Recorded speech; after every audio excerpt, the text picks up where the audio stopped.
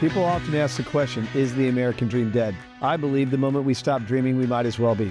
Hi, I'm your host, Craig Sewing, the creator of American Dream TV, a national TV show centered around real estate, lifestyle, and culture. A real show showing you real neighborhoods from real professionals. Today, we're going to take you all across the country, showing you why we live in the greatest country on the planet. Let's get this show started right now. Welcome to the American Dream. The American Dream. You're watching The American Dream? The American Dream. Showing you the real estate, the lifestyle, the culture. Let's get this party started right now. Let's go do this. It is heating up once again. We're the Davids going up against the Goliath. Real stories in real neighborhoods with real experts. The staple of the neighborhood. Can't wait to present it to you. It's all about lifestyle. In your community. That's what this show, The American Dream, is all about. Cheers to your American Dream.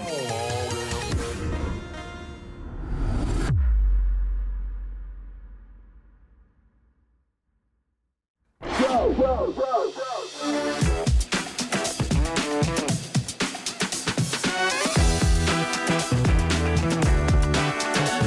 Welcome to American Dream TV. This is Emil Bach alongside my co-host Tony Hardy. And today we'll be taking you on a journey through one of Chicago's most iconic dining and cultural destinations, Randolph Street's Restaurant Row, in the heart of the West Loop. Now you may have seen this corridor featured on other shows, but today we're gonna venture a bit off the beaten path, a couple blocks east to 565 West Randolph. We'll tour a historic mixed-use office building anchored by 2 Michelin award-winning restaurants, which we just happen to have exclusively listed. Let's go check it out. We're here at Chicago's 565 West Randolph Street, a century-old Chicago gem, home to the historic Warner Printing Company. This building has long been a cornerstone of Chicago's commercial heritage. Today, it houses a modern mix of tenants, including 2 award-winning restaurants, Proxy and Scipia, seamlessly blending tradition with contemporary culture.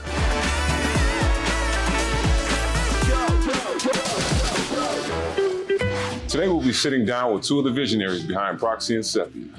They go by the names of Emmanuel Noni and Jennifer Kim, and their trophy case now holds a plethora of prestigious awards.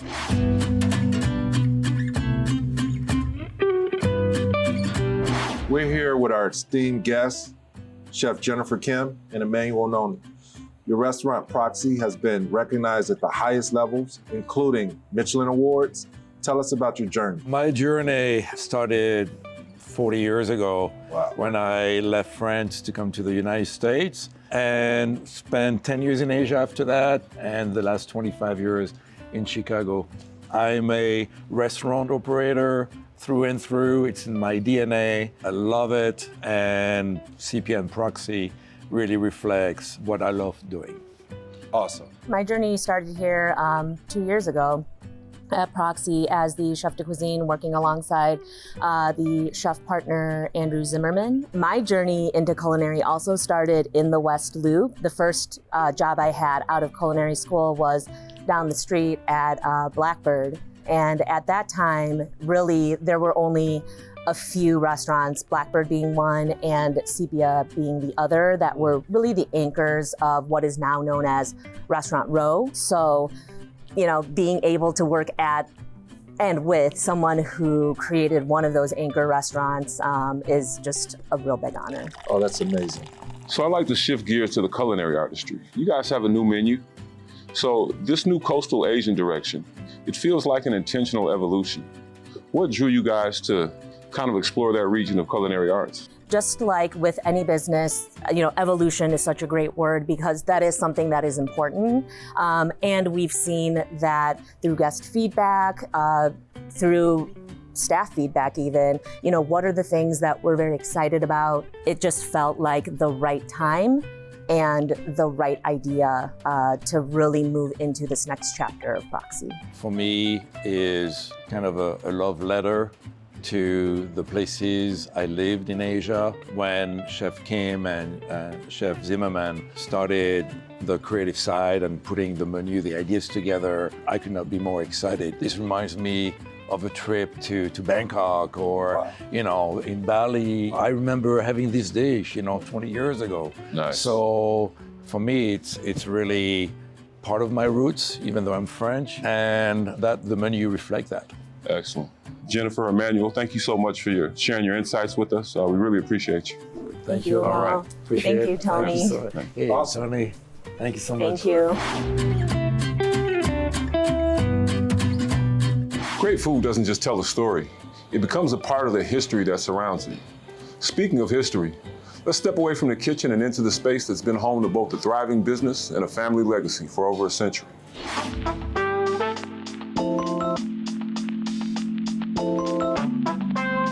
We're here at 565 West Randolph Street, a century-old gem in the heart of the West Loop, home of the historic Warner Printing Company.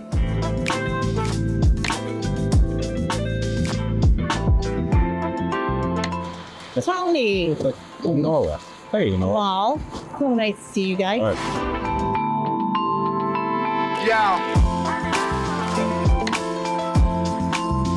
This 60,000 square foot mixed-use space offers unmatched location, iconic anchors, and flexible potential for your next big move.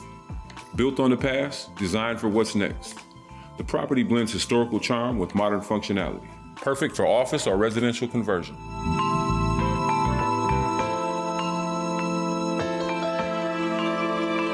Chicago is a city of history, innovation, and opportunity.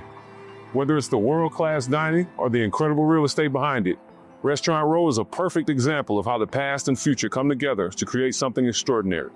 Thank you for joining us on this amazing journey. Until next time, keep dreaming big.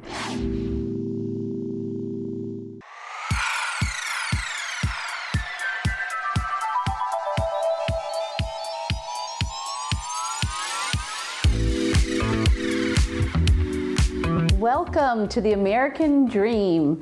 We are in the Hamptons of the Midwest, currently in Lakeside, Michigan at Dunedin Cottage. I can't wait to show you around. Come on, let's check it out.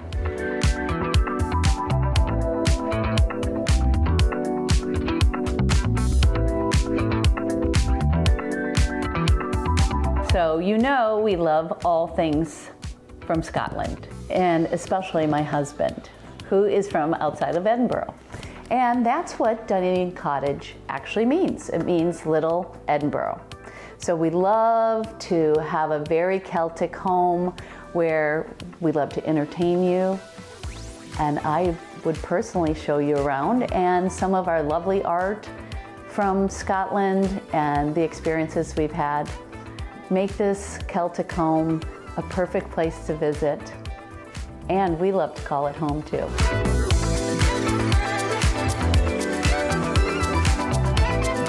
As the host of Dunedin Cottage, we love to share all our little artifacts and fun finds that we find in Scotland and even in Ireland, because we're all Celts.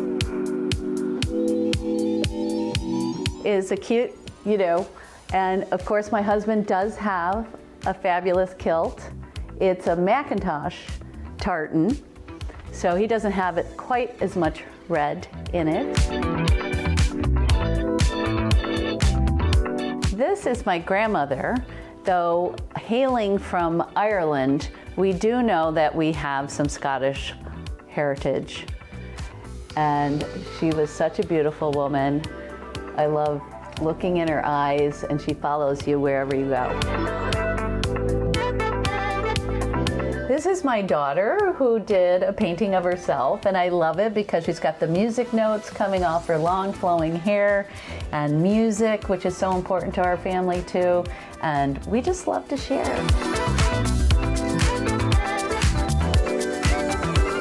By the way, did I happen to mention that my husband and I own Dunedin Cottage, the short-term rental in Lakeside, Michigan. And we have poured our hearts and soul into this adorable cottage built in the 1940s. And we would be honored if you'd come and visit us.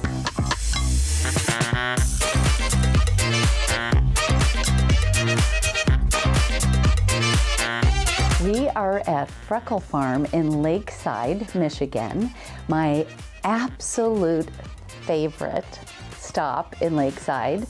And we're with Marge, and Marge has been curating this magic for how long? 16 years in Lakeside. Oh my gosh, it's amazing.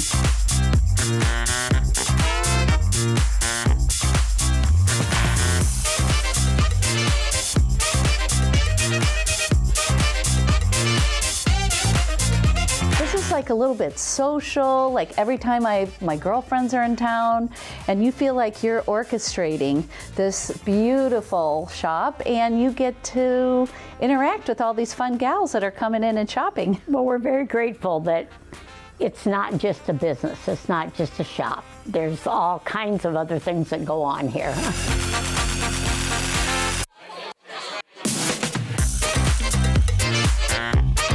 You're super talented, and we're so happy you're well, here. I wouldn't say I'm talented. I think I love what I do, always have.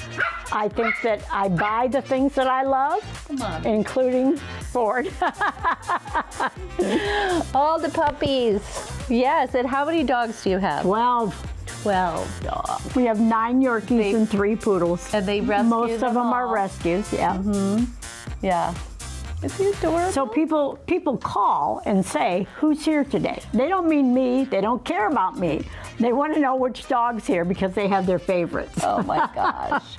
So he's my favorite so far, right?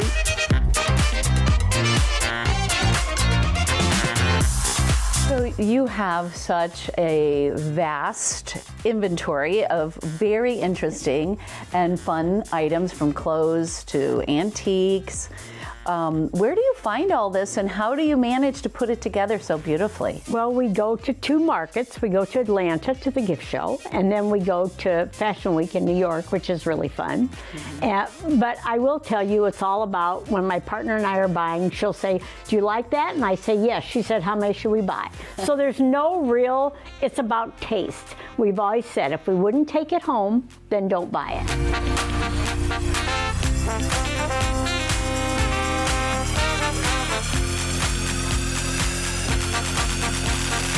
So thank you, Marge, for having us today. You know, nothing can keep me away from Freckle Farm.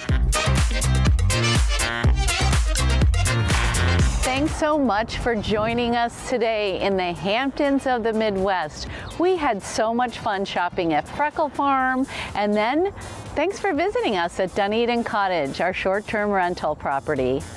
Can't wait to see you again.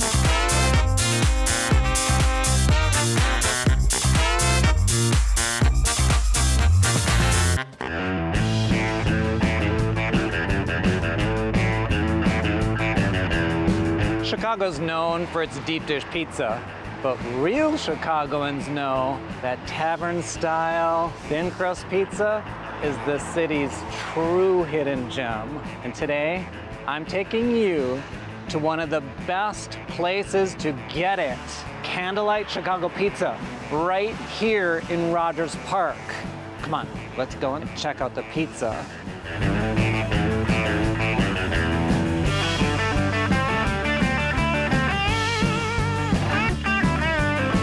Thank you so much for meeting with us today. Of course, thanks for joining me. So your journey has been incredible.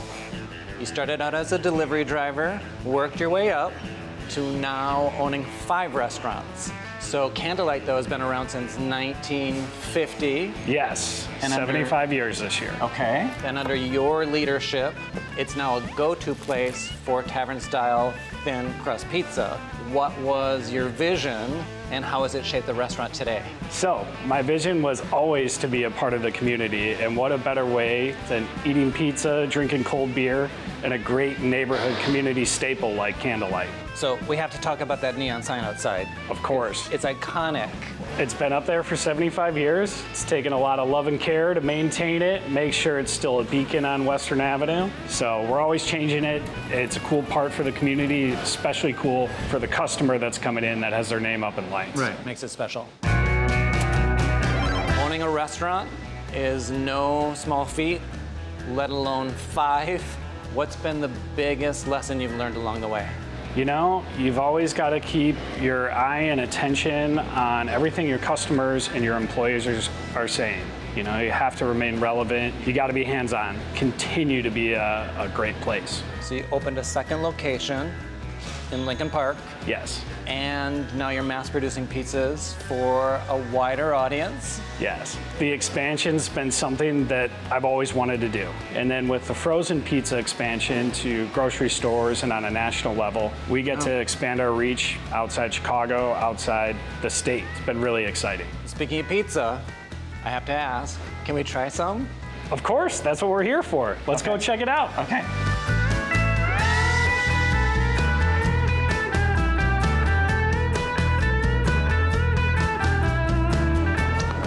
That looks amazing. Let's dig in. Okay. Now I know why it's a neighborhood favorite. Delicious. Thank you so much for having us today, Pat. Thanks for joining me. Great food, rich history, and a true neighborhood staple. That's Candlelite Chicago Pizza. And just a short walk from here is another neighborhood treasure. Let's go take a closer look.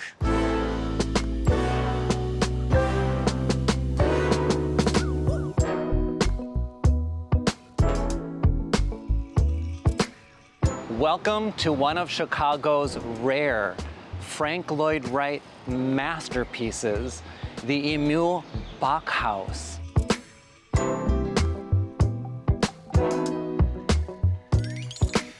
Built in 1915, this prairie-style home is a stunning example of Wright's genius in blending architecture with nature. It offers a rare window into his vision for modern living. Originally commissioned by Emil Bach, co-founder of the Bach Brick Company, the home was originally intended as a retreat. Wright's design was inspired by his 1907 article, A Fireproof House for $5,000. In it, he imagined a modern home built out of reinforced concrete. True to that vision, this home emphasizes open space, clean geometry, and a seamless flow between rooms. This two-story residence features a rectangular first floor and a cruciform second story. The living room, dining area, and kitchen are all arranged around a central fireplace, a hallmark of Wright's residential work. Upstairs, the home's original layout featured 3 bedrooms and a maid's quarters. Over time, the maid's quarters was reimagined as a sitting room and an additional bathroom, leaving the home with 3 primary bedrooms as it stands today. From its bold geometry and horizontal lines to its cantilevered balconies and expansive windows, this home beautifully bridges indoors and out. Sunlight floods each space, revealing intricate woodwork, built-in furniture, and stained glass details. This is more than just a home. It's a living piece of architectural history. A huge thank you to Pat Fowler and Loyola University for opening their doors and sharing their treasures with us. And thank you for joining me on this journey today. I'm your host, Patrick O'Brien, and this is The American Dream. Hi, I'm Michaela, and today on American Dream TV, I'm going to show you around Chicago's most authentic neighborhood. Welcome to Pilsen.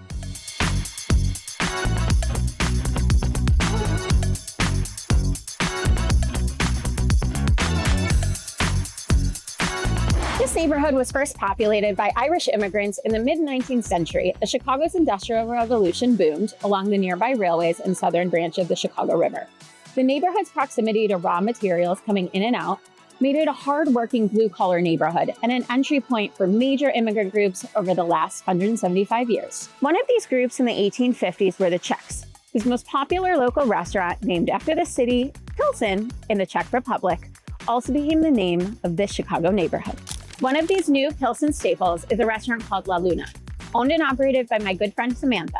Let's go in and meet her.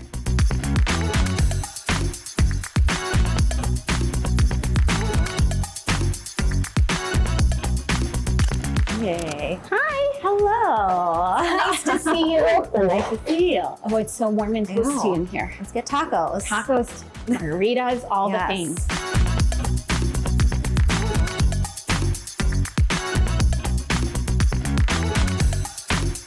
This is stunning. Tell me about what has it been like to open new restaurant in an area where there's like mom and pop shops that have been open for 70 years and there's such like a multi-generational heritage in this neighborhood. I feel honored to be opening or to have this restaurant in Pilsen because there's so much history here. There's so many families that have had their business here for like so many years. And I want to be respectful to them. And I think it's definitely brought awareness to how do we preserve the neighborhood and how do we make sure we keep it the way that it is, but still accept change in a respectful way. Every time I've been here, it's always full of people and it's always multi-generational and like people of different ages. Were you trying to create a space that was for everyone in a neighborhood that's like sort of changing and has all these different ages of people that are participating in the neighborhood? Yeah, I've been able to design and brand this restaurant that you have families that come here, they have their dinners, group of girls, happy hour, celebrating their birthdays. And like, it's from all cultures too. So like, I'm so happy every day I walk through the door. I'm so excited to meet all the different people. And I think that's why Pilsen and Luna are so personal because you just find a way to connect with like the next person next to you.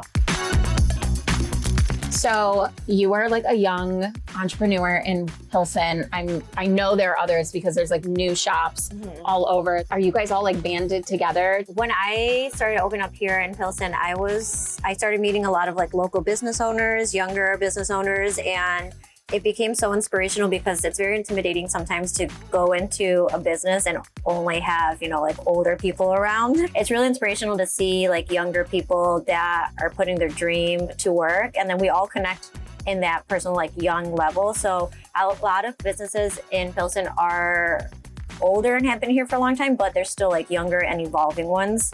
And I love to see like the merge of both of them. I also think it builds such a more in-depth neighborhood for the residents. Yeah. It doesn't allow the whole neighborhood to get gentrified and just become like some whole new thing. But at the same time, it allows new people to come in and feel like they're not entering like a fully established place. Yeah. And that there's room for them to kind of create their own dreams in this new area too.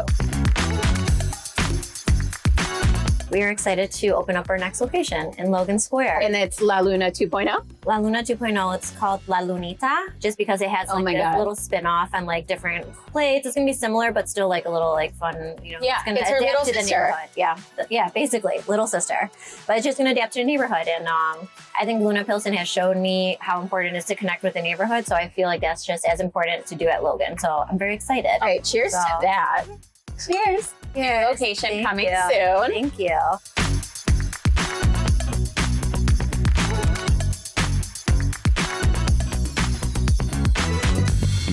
Today's Pilsen is known as a Mexican neighborhood with taquerias and panaderias on every block. So how did this neighborhood take on such a strong identity? In the 1960s, only approximately 14% of the neighborhood was Mexican. By 1970, the majority of Pilsen's population was Mexican. These Mexican immigrants had been displaced from other neighboring areas when city officials approved construction of new highways and university campuses right through their neighborhoods.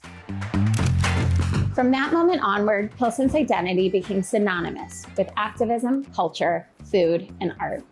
Now, half a century later, with still over 70% Hispanic residents and the majority with Mexican origin, Pilsen has a new generation of folks from all walks of life, setting up shops in this historic area while continuing to honor the neighborhood's long-standing heritage and culture.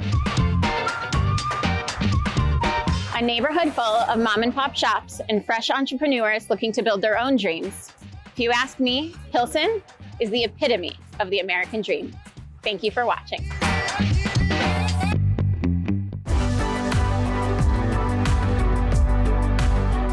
Welcome back to another exciting episode of the American Dream Selling Chicago. I'm your host, Rich Aronson. We are in East Rogers Park. We are at the Loyola University campus. It's 2 blocks away. We're on Columbia, 1251 Columbia to be specifically. This is a magnificent former 6-flat. It's been deconverted into a 5-unit. We're gonna go show you the main first floor unit, which is duplex down, one of the average 1-bedrooms, the front 2nd floor unit. Then we're gonna go interview one of my really good friends. He owns one of the most interesting resale shops around called Green Element Resale. The living room is the full width of the building. Decorative fireplace, original sun porch. This has all new windows. The roof is less than 20 years old. The mechanicals are less than 10 years old. This was the unit the architect who owns the building lived in and rehabbed for himself, so lots of nicer details. This is the duplex down, we'll show that later. Let's come take a look at the rest.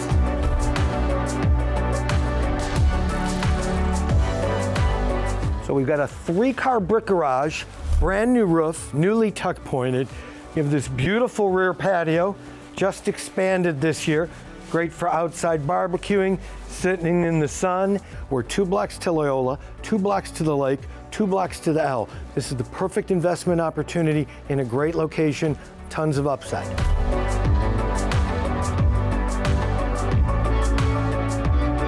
Alrighty, so that's 1251 Columbia. Let's go check out Green Element Resale and see what Brian has to tell us.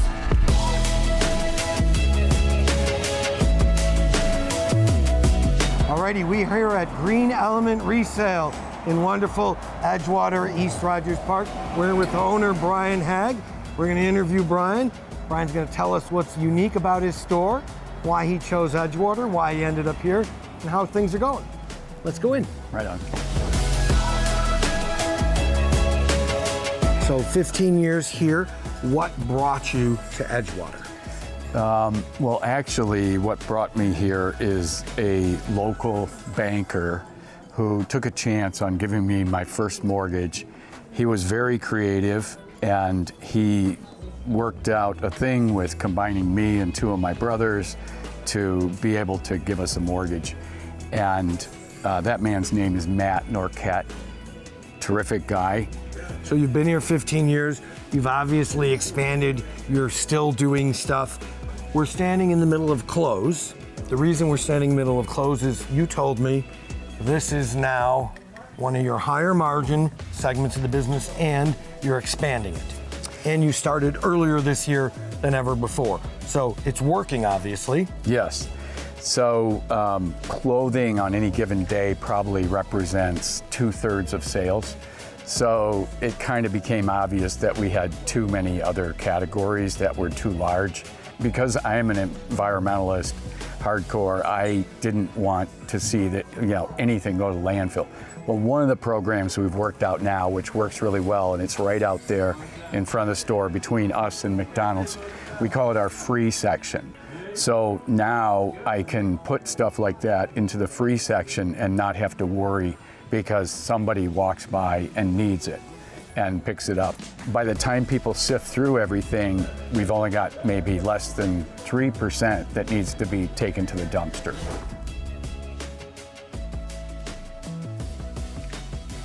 Alrighty, you said besides clothing, furniture is one of your bigger items. That's right. Why is that? So the reason why you see all this nice furniture here is because there's a lot of labor involved. So Goodwill recently stopped carrying furniture because it's difficult to teach and keep guys who are competent enough that they don't smash a leg of a table against a door frame or the corner of a couch or whatever. As soon as you've compromised the furniture that much, you don't have a product to resell. Yep. Because then you're down to okay, now that's a $50 dresser because the corner is crunched in, or the leg is wobbly. So that's a big component in what we do. We have to bring this stuff out of high rises, out of mansions on the North Shore or apartment buildings. You have 3 stories up. For what you're getting in order to keep the value of it. Right. We have to carry it down 3 flights, put it on a van, take it off a van, bring it into here, every single step of that has to have no damage to the furniture, because as soon as it's damaged, boom, $75 off, $50 off, $100 off, or it's not even resellable sometimes. And it has to, right, if it's damaged, if no one wants to buy it. That's exactly right, exactly right.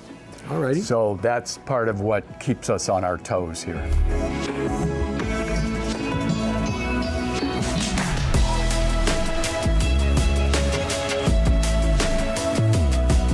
What makes 1251 West Columbia such a great investment? We are 1.5 blocks away from Loyola University Lakeshore campus in Chicago. Guaranteed tenants, year-round, solid rental income, upside, and all the best of East Rogers Park. The L, restaurant, shopping, and of course the lake. I wish you a wonderful afternoon. We will see you on the next exciting episode of the American Dream Selling Chicago. I'm Rich Aronson. Have a great one.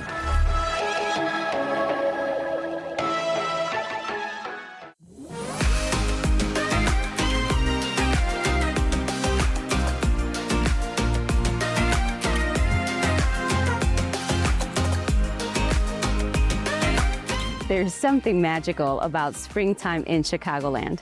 From the fresh breeze to the flowers in bloom, whether you're a local or a visitor, it's just something that makes everybody smile this time of year. So what is there to do on a beautiful sunny day in Chicagoland and in the suburbs? Today, we're taking you on a tour of one of Aurora, Illinois' most beloved family-friendly destinations, Blackberry Farm. We're gonna take you behind the scenes to show you what makes this historic gem a favorite among so many in the community. Well, what are you waiting for? Let's go.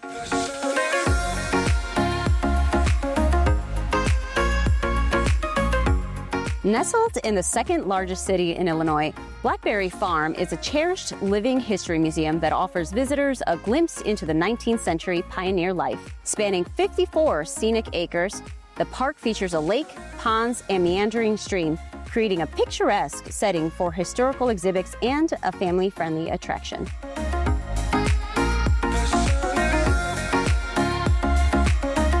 So fun facts. Fox Valley Park District started developing parks in the Aurora area in the late 1940s. By 1969, the district had established Pioneer Park, which later became Blackberry Farm by 1979. Since its inception, the park has served as a living history museum dedicated to preserving and showcasing the lifestyle and craftsmanship of the 19th century.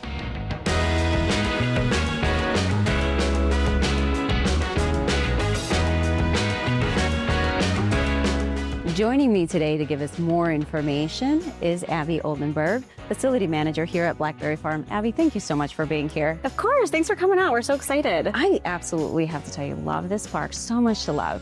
But biggest question, what are some of the favorite attractions? Oh, there are so many attractions here. I would say our top favorites are the train. Everybody loves taking a ride around Lake Gregory. The carousel is the #1 hit also. We do offer pony rides, and of course our historical sites are also a huge hit. You can go in and see the different interpreters and really get a feel of what it was like to be here during pioneer life. Who is Blackberry Farm best suited for? I would say Blackberry Farm is definitely that family-friendly environment. We see ages from about, as little as babies, but it's really ages 1 to about 8 or so, 8, 9, 10. That elementary school age is definitely perfect here. And then we have been seeing a lot of that generation come back. So a lot of grandparents bringing their grandkids because they came growing up here. So we're seeing a lot of that. We have a unique season. We're open May 1st through the end of September. Okay. And then we reset the park for our Pumpkin Weekends event in October weekend only. It's kind of our fall festival. And then we close down again in November We reopen for the first 3 weekends in December for Holiday Express, which is we like to call it like our Winter Wonderland Festival. So all of our sites get transformed, like in here, gets transformed into more of a Winter Wonderland vibe. And then, of course, the big man Santa is here. So a lot of fun holiday themed activities in December. Now, I know our team loves coming every year, and we have been for a few years for our Client Appreciation event. That's one of the events that you guys host of so many. What additional events do you guys host here? You guys book a rentable space within our park for your private event. We also host special events open to the public, a variety of events for all ages. We do different princess events, a family camp out overnight, and we also do a summer concert series too, which is a lot of fun. That does sound like fun. Yes.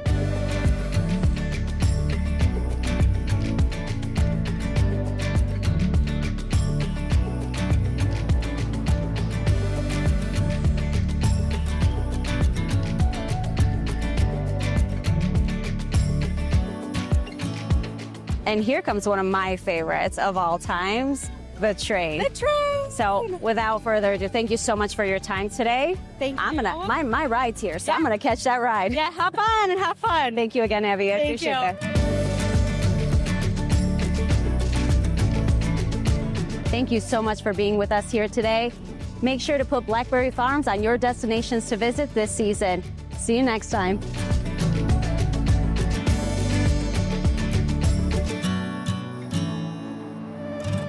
I hope you enjoyed today's episode of the American Dream TV. We created this show to combat negative media, to show that the American Dream is alive and well by showing you real stories in real neighborhoods. Thank you so much for watching the show, and cheers to your American Dream.